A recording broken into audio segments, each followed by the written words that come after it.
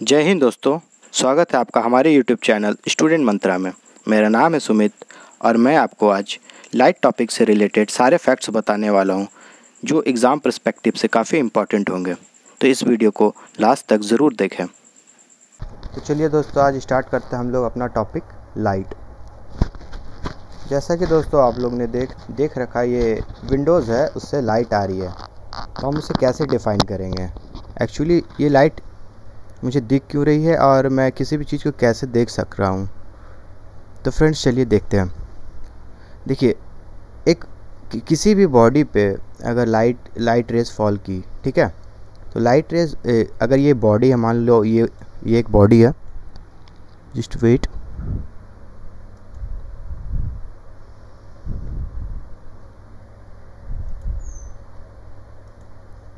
If ये body है, ठीक है, ये बॉडी मान लेते हैं फ्रेंड्स, और ये मान लीजिए इस पे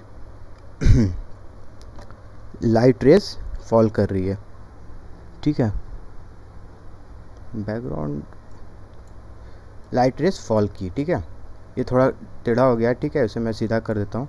लाइट रेज फॉल की, तो ये कोई भी एक ऑब्जेक्ट है, ठीक है, उस पर अगर कोई भी लाइट अगर फॉल कर रही है तो वो स्ट्रेट लाइन में फॉल करेगी और ठीक उसी एंगल से रिफ्लेक्ट करेगी। तो ये जो रिफ्लेक्शन होकर के ये जो बॉडी, ये जो यहाँ पे हमारा आई होगा, ठीक है, तो ये हमारा आई यहाँ से इस ऑब्जेक्ट को देख रहा होगा और ये जो लाइट रेज है वो ऑब्जेक्ट पे गिरी होगी, ठीक है। तो हम लोग क्लियरली देख सक रहे हैं यहाँ पे कि बिना ये लाइट वेव के, बिना ये लाइट रे के हम लोग किसी भी ऑब्जेक्ट को नहीं देख सक रहे हैं, ठीक है। तो चलिए देखते हैं कि आगे क्या है, ठीक है। आगे है हमारा ये जो स्पीड ऑफ लाइट है वो 3 × 10⁸ मीटर पर सेकेंड के अप्रॉक्स रहती है, ठीक है, थोड़ी कम है लेकिन उसे नियर अबाउट 3 × 10⁸ मीटर पर सेकेंड एज्यूम किया जाता है, ठीक है। मूविंग टू नेक्स्ट स्लाइड, देखेंगे हम लोग लाइट की और क्या क्या प्रॉपर्टीज़ है। देखिए, लाइट क्या है? लाइट को अगर डिफ़ाइन करना होगा मुझे, तो मैं लाइट को कैसे डिफ़ाइन कर सकूँगा? ठीक है, तो लाइट को हम एक स्पेक्ट्रम के थ्रू भी डिफ़ाइन कर सकते हैं, ठीक है।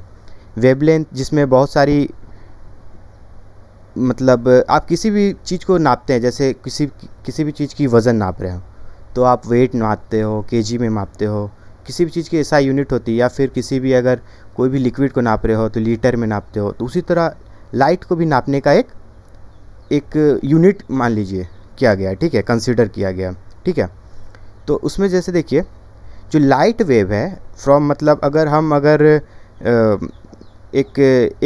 एक बैंड बनती है, ठीक है, एक बैंड बनी तो पहले देखिए 10⁻24 होगा, तो ये जो लाइट वेव है, ये लाइट वेव आपका गामा रेज कहलाएगा, ठीक है। ये जो एक्सरे है ये 10⁻18 इसका रेंज है, और ये कहलाएगा आपका एक्सरे, जिसका खोज किसने किया? रॉन्टजन ने किया। एक साइंटिस्ट है रॉन्टजन, उन्होंने एक्सरे का खोज किया। ठीक उसी तरह यूवी रेज है, अल्ट्रा वायलेट रेज, उसका कितना है? ये जो मैं बता रहा हूँ ये सारा फ्रीक्वेंसी के बारे में बात कर रहा हूँ। अगर ठीक उसी तरह वेवलेंथ इन्वर्स हो जाता है, मैं आगे इसके बारे में बताऊँगा, ठीक है। तो देखिए, ये विजिबल स्पेक्ट्रम है, तो जो हमारा जो विजिबल स्पेक्ट्रम है, जो लाइट हम लोग देख पाते हैं, वो यूवी रेज और इंफ्रारेड के बीच में कहीं लाई करता है, ठीक है। जैसा कि हम लोग देख पा रहे हैं यहाँ पे, जो हम लोग का ये जो लाइट वेव है,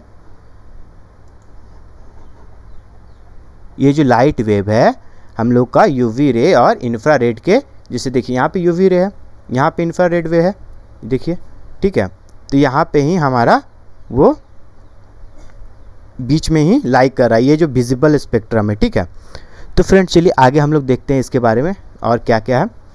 तो ये देखिए, ये जैसे इंफ्रारेड है, फिर माइक्रोवेव है, फिर एफएम वेव है, रेडियो वेव उसे कहा शॉर्ट रेडियो वेव कहा जाता है, फिर लॉन्ग रेडियो वेव आती है, जिसका खोज मार्कोनी ने किया, ठीक है। और भी बहुत सारे साइंटिस्ट आए, जैसे अल्फ़ा रे, बीटा रे, सबकी खोज किसी साइंटिस्ट ने की है, जो कि साइंटिस्ट का मैं एक प्रॉपर वीडियो लेके आऊँगा जब ये लाइट वेव का ख़त्म हो जाएगा। तो इस टॉपिक से रिलेटेड जितने भी साइंटिस्ट होंगे मैं उनका नाम आपको क्लियरली दे दूँगा, ठीक है। अब ये विजिबल स्पेक्ट्रम का मैं देख सकता हूँ, जो वेवलेंथ जो होती है, आप लोग जैसे जानते होंगे फ्रेंड्स कि जो वेवलेंथ होती है वो फ्रीक्वेंसी के इन्वर्सली प्रोपोर्शनल होती है, ठीक है। तो जैसे फ्रीक्वेंसी की यूनिट हो गई, वेवलेंथ की यूनिट हो गई, जो भी है ये एक दूसरे के इन्वर्सली प्रोपोर्शनल। मान लीजिए आप फ्रीक्वेंसी को बढ़ाइएगा तो वेवलेंथ घट जाएगी।